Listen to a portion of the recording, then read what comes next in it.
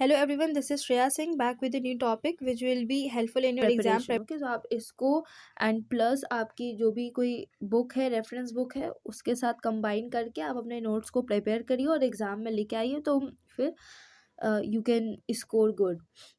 So let's start.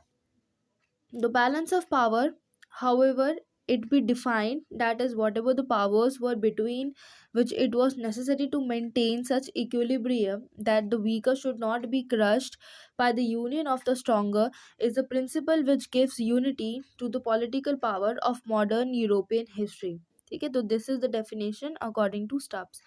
तो जो balance of power होता है उसमें ये चीज़ होती है कि एक पावर का बैलेंस मेंटेन करके चलना। ठीक है, ना ही तो कोई भी कंट्री ना ही तो बहुत ज़्यादा पावरफुल होगी और ना ही बहुत ज़्यादा ही वीकर होगी। ठीक है, तो एक कि ऐसा ना हो कि एक कंट्री कुछ ज़्यादा ही पावरफुल हो जाए और बाकी सारी कंट्रीज़ को क्रश करे या फिर उसको डोमिनेट करे, और ना ही तो कोई इतनी वीकर कंट्री होगी जिसको बाकी जो कोई भी स्ट्रॉन्गर कंट्रीज़ जो हैं वो उसको डोमिनेट कर सके।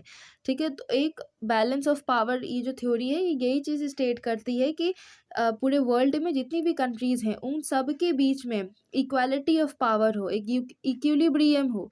ठीक है, तो ना ही तो बहुत ज़्यादा कोई स्ट्रॉन्गर हो, ना ही बहुत ज़्यादा कोई वीकर हो जिससे उसका दमन किया जा सके। तो ये जो प्रिंसिपल है which gives a unity or to the political plot of the modern European history, तो यही बैलेंस ऑफ पावर है अकॉर्डिंग टू द स्टब्स। ठीक, एक और डेफिनेशन है, according to the Palmer and Perkins, the balance of power assumes that through the shifting alliances and counter welling pressures no one power or combination of the powers will be allowed to grow too stronger as to threaten the security of the others. Okay, तो ये भी वही same चीज़ है कि कोई भी एक power या कोई भी कॉम्बिनेशन ऑफ पावर्स एक साथ आके अलायंस में आके किसी भी वीकर कंट्री को थ्रेटन नहीं कर सकते हैं। ठीक है, so there is no allowed to grow strong so ऐसा शर्ट जो वीकर हो या फिर जो अपनी पावर से आप किसी दूसरी कंट्री को डोमिनेट नहीं कर सकते हैं। ठीक है, तो वो एक बैलेंस ऑफ पावर होना चाहिए सारी कंट्रीज के बीच में, तो वो इसके थ्रू बताया जा रहा है। Then, the balance of power refers to an actual state of affairs in which power is distributed among several nations with approximate equality. ठीक है, तो इसमें वही चीज़ है कि इनके मॉर्गेंथियो के अकॉर्डिंग जो balance of power refers to an actual state of affairs. ठीक है, it is an actual state of affairs in which the power is distributed among the, वो भी equal powers जो हैं वो distribute की जाती है among the several nations with the approximate equality. Okay, तो ये तीन डेफिनेशंस हैं, तीनों डेफिनेशंस को लिख के आइएगा क्योंकि definitions are must to put up. Then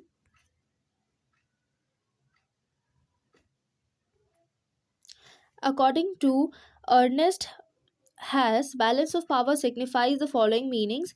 ठीक है, there is an equilibrium of power among the nation states, वही चीज़ जो मैंने स्टार्टिंग में बताई थी कि इक्विलिब्रियम ऑफ पावर होता है कई सारी नेशन स्टेट्स के बीच में। Equilibrium rising from the unequal distribution of the power among the nation states, equilibrium arising from the dominance of the single nation state, a system which provide stability and peace. ये सब उसके एक तरीके से देखें तो ये मीनिंग है, एक तरीके से उसके फीचर्स हैं कि एक ऐसा सिस्टम है which provide the stability and peace.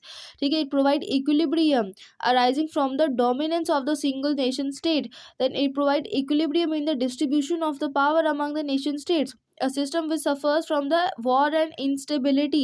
ठीक है, तो उसमें इक्विलिब्रियम प्रोवाइड करता है, ये एक ऐसा सिस्टम है जो कि which suffers from war and instability, तो वहाँ पे बैलेंस ऑफ पावर की ज़रूरत है। The second name of power is the second name of power politics. ठीक है, तो बैलेंस ऑफ पावर का सेकेंड नेम क्या है? पावर पॉलिटिक्स है। The universal law of history, the guide for the policy making or makers. ठीक है, तो it is a guide for the policy makers.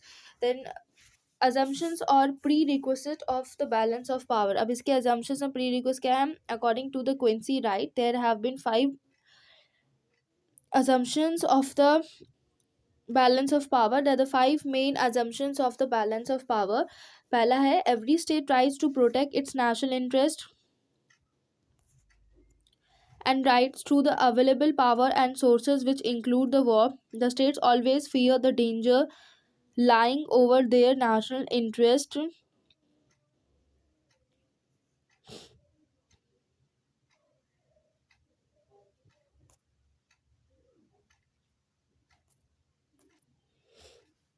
Okay, तो ये कुछ 5 मेन अजम्पशंस है जो हम लोग डिस्कस कर रहे हैं कि जो स्टेट है, इट स्टेट्स को हमेशा एक फियर होता है, फियर ऑफ डेंजर होता है, इनसिक्योरिटी होती है कि उनका नेशनल इंटरेस्ट जो है वो पूरा नहीं हो पाएगा। ठीक है, तो एक तरीके से ये अजम्पशन होता है कि अगर बैलेंस ऑफ पावर होगा तो उन लोगों का, स्टेट्स का नेशनल इंटरेस्ट काफ़ी इफेक्टिवली और सक्सेसफुली जो है स्टेबिलिटी के साथ फिर पूरा होगा, तो वो प्रोटेक्ट करता है। It every state tries to protect its national interest and rights through the available power and resources, तो विच इंक्लूड द वॉर। तो कहीं ऐसी वॉर की कंडीशन ना बन जाए, इस वजह से एक बैलेंस ऑफ पावर ज़रूरी है। The balance of power protects the important interest of either the aggression in a situation of war or helps in the protection of the interest। ठीक है, तो वो वॉर के ड्यूरेशन में भी जो है बैलेंस ऑफ पावर हेल्प करता है, और in the time of the protection for their interest also through the fear of attack। The power of the states can easily be evaluated also। ठीक है, सो इट कैन, जो भी power of the state it can easily be evaluated, what kind of power they will be in the future can be protected. Okay, तो ये जो है ऊपर हम लोग ने उसके अर्नेस्ट हैस के अकॉर्डिंग जो मीनिंग्स थी वो डिस्कस की, और यहाँ पर हमने assumptions and pre request of the balance of power देखा कि जो 5 मेन अजम्पशंस थे। और 5वां है हमारा कि जो डिप्लोमेट्स हैं या जो और the foreign policy makers determine there foreign policy bye analysing the power relations among the nation states. ठीक है, तो हमारी जो फॉरेन पॉलिसीज़ है, हमारे जो इंटरनेशनल रिलेशंस है, वो भी बैलेंस ऑफ पावर को दिमाग में रख के ही जो है हम लोग रिलेशन बिल्ड करते हैं किसी भी दूसरे नेशन स्टेट्स के साथ। Okay, so there are certain prerequisites of this system which were put forward against the rising criticism towards assumptions of the system up during your exams preparation. Okay, तो आप इसको एंड प्लस आपकी जो भी कोई book है, reference book है, उसके साथ कंबाइन करके आप अपने नोट्स को प्रिपेयर करिए और एग्ज़ाम में लेके आइए, तो फिर you can score good. So let's start. The sovereign states, there shall be many. There shall be no centralized government or power above the states. There is an importance of unequal distribution of the power among the states, which ensure different categories of states, such as major powers, middle powers, and small states. The states shall have an organized army which can help the other states during wars and fight for itself as well. The system has many major powers but no superpower. Having a superpower will dissolve the system।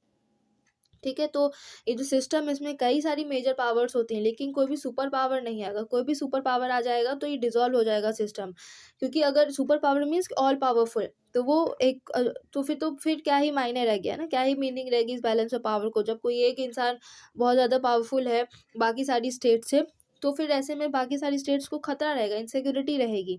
तो ये भी system में नहीं होना चाहिए। Then the state shall have an organised army which can help the other states during the wars and fight for itself as well। ठीक है, तो एक ये सब की वर्ड्स है कि एक ऑर्गेनाइज्ड आर्मी होनी चाहिए, there should be no super power. Okay, and there is an importance of unequal distribution of powers. ठीक है, तो एक unequal distribution of powers among the states which ensure the different categories, एक category बना के रखता है, कोई सेंट्रलाइज गवर्नमेंट में नहीं होनी चाहिए, और सोवरेन स्टेट्स कई सारी होनी चाहिए। There should be sovereign states, कोई भी कॉलोनाइज नहीं हो और कोई भी दूसरे पे डिपेंडेंट ना हो। Okay, then the number of the power shall either be 3 or 5 or 6। There shall be equilibrium of the power, okay, among the 5 or 6 states mentioned above। There shall be a scale for determination, ठीक है, relatives of the power among, there shall be a scale for determining the relativeness of power, ठीक है, among these states। जैसे example 18th century में it was a territory, resources and population. तो एक determining रिलेटिवनेस होना चाहिए पावर के बीच में, कि मान लो कि टेरिटरी बेसिस पे कौन पावरफुल है, रिसोर्सेज बेसिस पे कौन ज़्यादा पावरफुल है, या पॉपुलेशन बेसिस पे। ठीक है, तो ये क्राइटेरिया होना चाहिए चेक करने का। आप चाहे तो इसका स्क्रीनशॉट भी ले सकते हैं, आपके लिए हेल्पफुल रहेगा। फिर ये उसी का ही कंटिन्यूएशन में है। Okay, so it is important to have the power stability among the major powers। ठीक है। तो एक पावर स्टेबिलिटी होनी चाहिए। There shall be an understanding of common values between the diplomats, military officials and politics. Common value होना चाहिए सबके बीच में, सब लोग आपस में कॉमन वैल्यू शेयर करें, हर किसी के रिस्पेक्ट इंपॉर्टेंस है। The instrumentality and the relevance of the war shall not be devastating but important instrument in furthering the ones interest. Okay, तो एक war should not be devastating. An important balancer, a balancer is a state which stays away from the competition and warding the groups and is able to be a third party facilitator। जैसे कि UN वगैरह होते हैं, तो वो Wars अलग रहते हैं, ऐसी ऑर्गेनाइजेशंस रहती हैं जो कि वॉर को रोकने का काम करती हैं। देयर शैल बी, और ये चेक करती हैं कि बैलेंस ऑफ पावर कंट्री में पूरे वर्ल्ड में मेंटेन्ड है कि नहीं है। There shall be no religious and ideologism or relationship among the states. ठीक है, तो कोई भी ऐसा रिलीजन को लेके, आइडियोलॉजिकल डिफरेंसेस को लेके जो है डिफरेंशिएशंस नहीं होने चाहिए या कॉन्फ्लिक्ट्स नहीं होने चाहिए। There should be a proper stable relationship among the states. फिर आते हैं हम लोग the devices for maintaining the balance of power. अब डिवाइसेस क्या है कि हम इन बैलेंस ऑफ पावर को मेंटेन कर सकते हैं। पहला अलायंसेस एंड काउंटर अलायंसेस। ठीक है, अलायंसेस क्या होता है, ट्रीटी से डेवलप होता है। जब दो कंट्री या कई सारी कंट्रीज एक दूसरे के साथ आती हैं और साथ में मिलके किसी ट्रीटी को साइन करती हैं, उसको अलायंस कहते हैं। ठीक है, यानी कई सारी कंट्रीज आपस में एक रिलेशन बिल्ड होता है, एक फ्रेंडली रिलेशन, गुड रिलेशन रहता है, उसको अलायंस कहते हैं। एंड एक पर्टिकुलर ऑब्जेक्टिव को पूरा करने के लिए। And treaties are one of the alliances and treaties are one of the prominent instrument to maintain the balance of power. अगर where when a nation becomes more powerful than the others there is a threat. ठीक है, for the others there is a threat to balance, maintain the balance. It is the remaining nations came into the alliances and counter alliances against a particular nation. तो अगर कभी ऐसा case हो गया कि balance बिगड़ गया है, ठीक है, तो उस समय पे क्या होगा कि अलायंसेस और काउंटर अलायंसेस बन जाएंगे, जैसे कि वर्ल्ड वॉर में हुआ था, है ना। तो ड्यूरिंग द वर्ल्ड वॉर हम लोगों ने अलायंसेस ही जो देखे थे कि एक कंट्री को बचाने के लिए जो है कई सारी कंट्रीज आ गई, और वहीं दूसरी कंट्री को बचाने के लिए भी उसकी जो अलाइड कंट्रीज थी वो सारी एक तरफ आ गई। तो इससे अलायंसेस और काउंटर अलायंसेस बन गया और यहीं पे ही बैलेंस ऑफ पावर बिगड़ गया। तो against the particular nation these alliances can be aggressive और defensive, दोनों तरीके की हो सकती हैं। The aggressive alliances try to maintain balance, ठीक है, among its members. However, the defensive alliances try to regain the loss of the balance of power among its members। ठीक है, तो दोनों में मतलब है, डिफेंसिव होता है कि आप डिफेंस कर रहे हो, ठीक है, try to regain the lost balance of power. और वहीं पे aggressive alliances try to maintain the balance of among its members. However,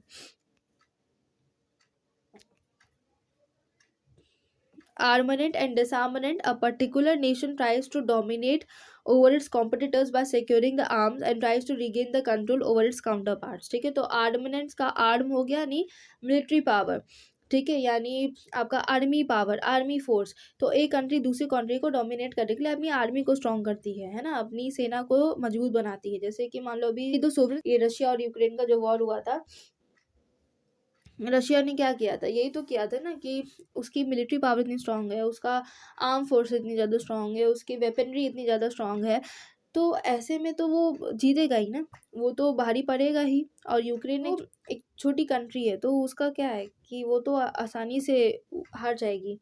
तो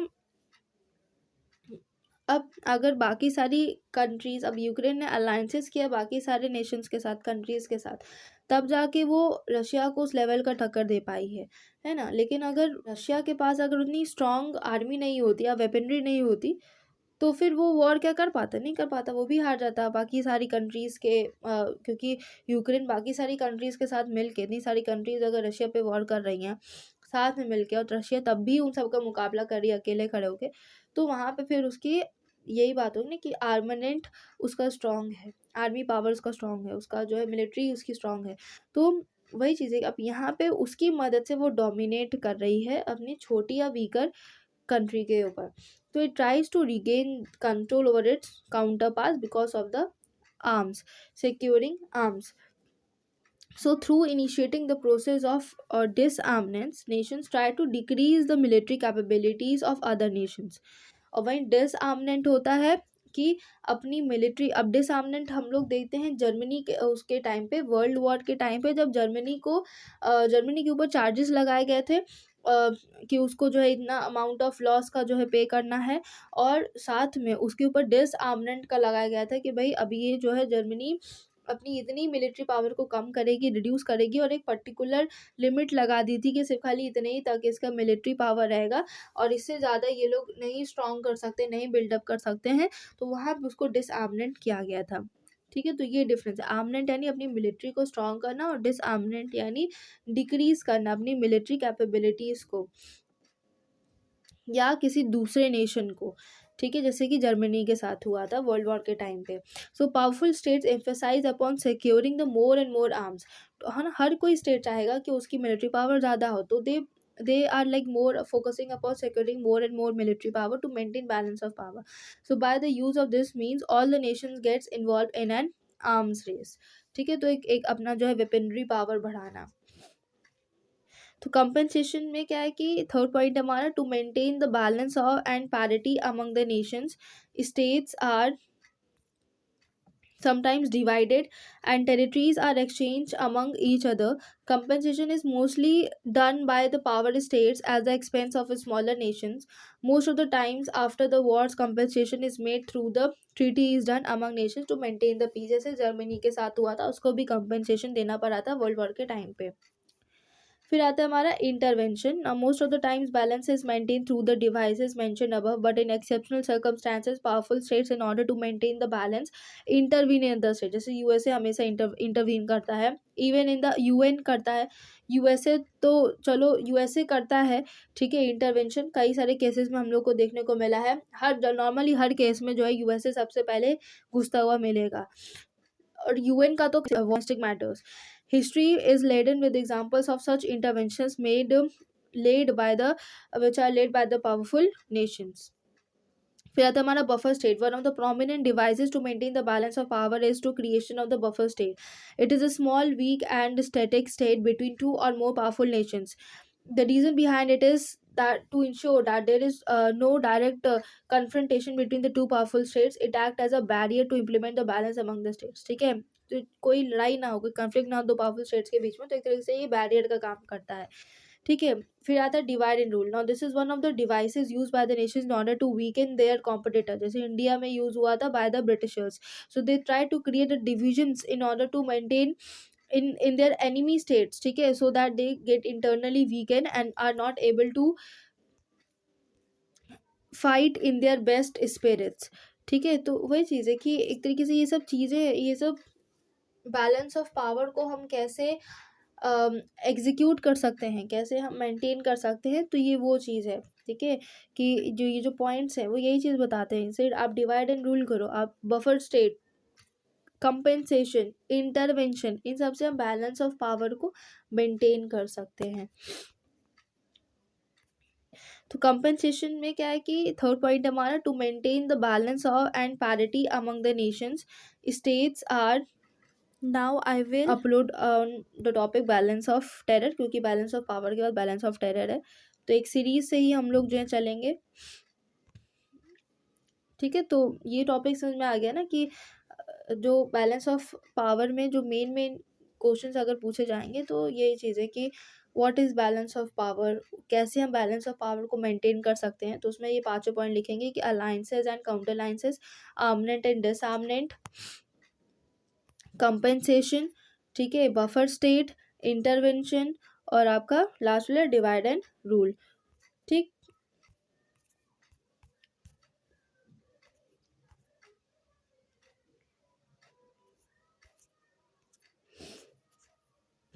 then these are assumptions and prerequisites of the balance of power. Okay, तो हम यहीं पे video को and करते हैं। कोई भी अगर क्वेरी है, कोई भी अगर क्वेश्चन है, तो please mention it in the comment section. मैं धीरे धीरे कोशिश करूँगी कि एग्ज़ाम से पहले सारे टॉपिक्स को कवर कर सकूँ और अपलोड कर दूँ। प्लीज़ लाइक एंड सब्सक्राइब, ताकि आने वाली वीडियोस भी आपको समय समय से मिलती रहे, नोटिफाइड होती रहे। शेयर करिए अपने फ्रेंड्स में, ताकि उनके लिए भी हेल्पफुल हो। ओके, तो thank you so much for watching my video.